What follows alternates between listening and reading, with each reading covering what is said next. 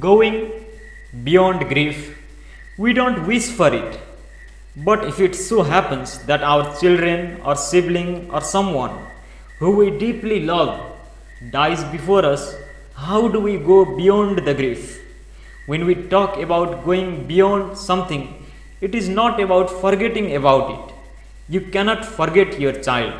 You cannot tell yourself it is all right, it is all natural. You cannot. It is true that something that is very precious to you, something that means a lot to you, is gone.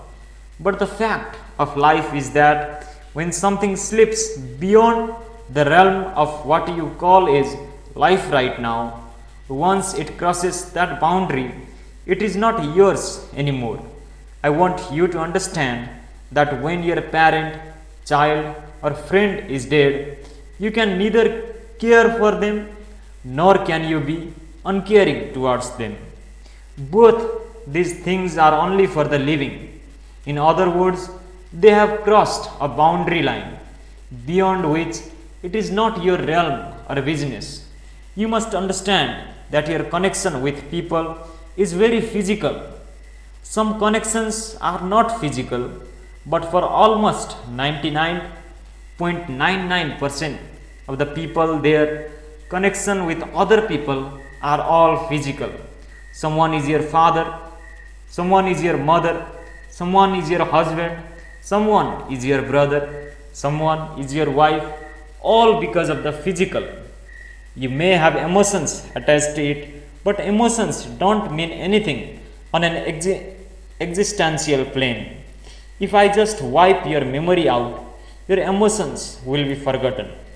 You give it enormous importance, but it is very much on the surface. Even your deepest connection is physical. Now, your brother or friend or child or parent or whoever died, when they were alive, what are the things that you knew about them? Their body was familiar to you. They may have revealed some parts of their mind to you. Even that, they would not have revealed completely to you. Don't have such illusions.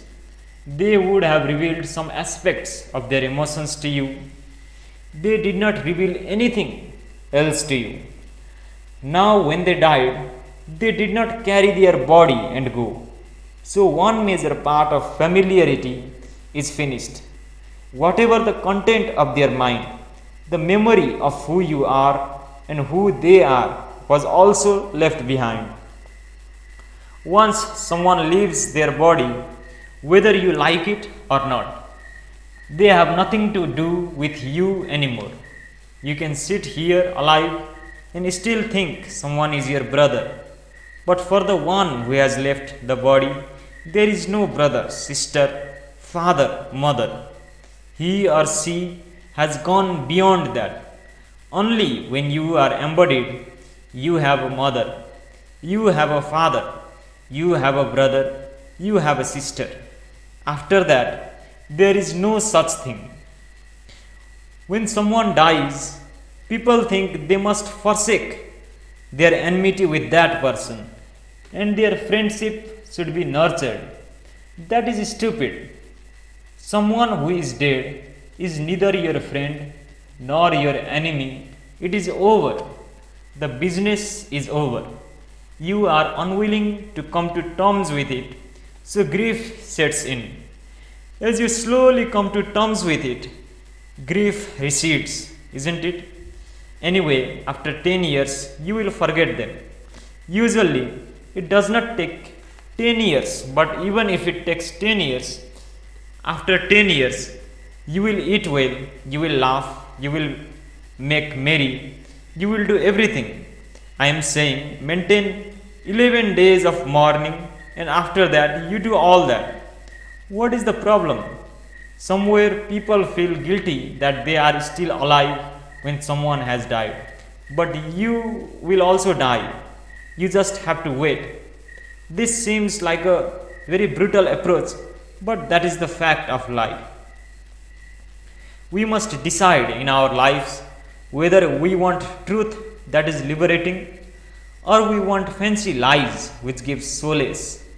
If you tell me you want solace, I will tell you a different story. If you tell me that you want the truth, you want liberation from this, then it is a completely different thing. It is not with any insensitivity that I am saying this, but it is time to accept it the way it is. When death happens, it is time to look back and cherish what has been, and it is time to accept it and look at what you can do with the life that is here. Right now, let us say your son or daughter or grandson or someone who was very dear to you passed away. Instead of sitting and making a wreck of yourself, why don't you look around you? There are so many other sons and daughters and grandsons who have no one to care for them. There is enough opportunity for you to express this love and care in a million different ways. There is so much life around you which needs this care, and you have a need to find expression to this love and care in you. So please do that. If you don't do that, your grief will be forever. It will remain bottled and torture you for all your life. For one son that you lost, you can take up 10 as you are on and find full expression to your love and parenthood. You will find that it will become a foundation to make your life much more beautiful than it would be with just one son. You could make it like that. You have to take that step. Otherwise, you will simply go on with something that you cannot change. I want you to remember that what is happening within us, it does not matter for what reason it is happening, is being created by us. If we are willing, we can change that too.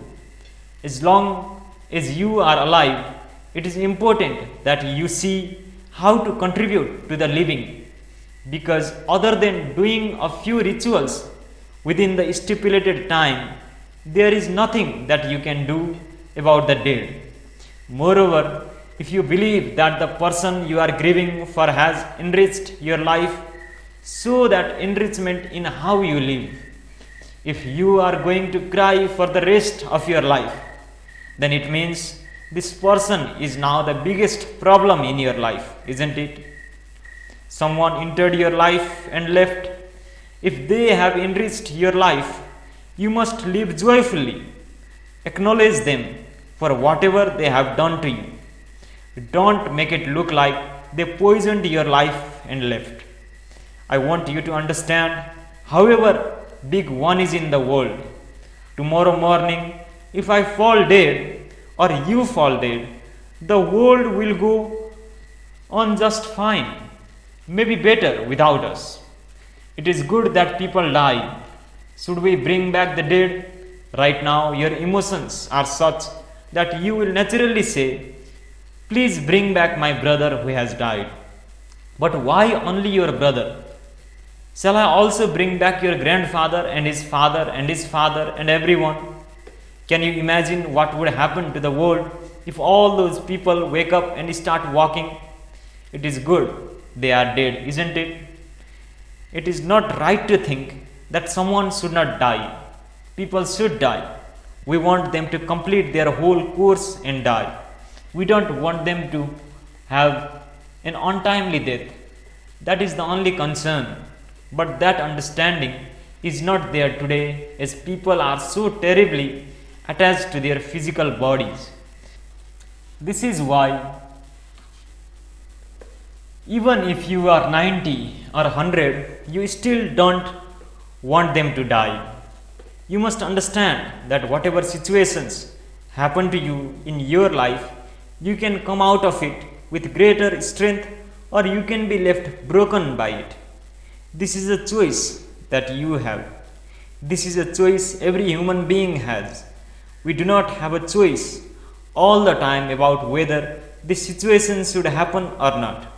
We can influence it only to some extent, but many situations will happen beyond us. But each time we have the choice whether to go through these situations gracefully or go through this situation in a broken way. This is a choice we always have. Now, is it possible to do some rituals to overcome grief? Yes, we can. There are things you can do, but is it worth doing? It is the question.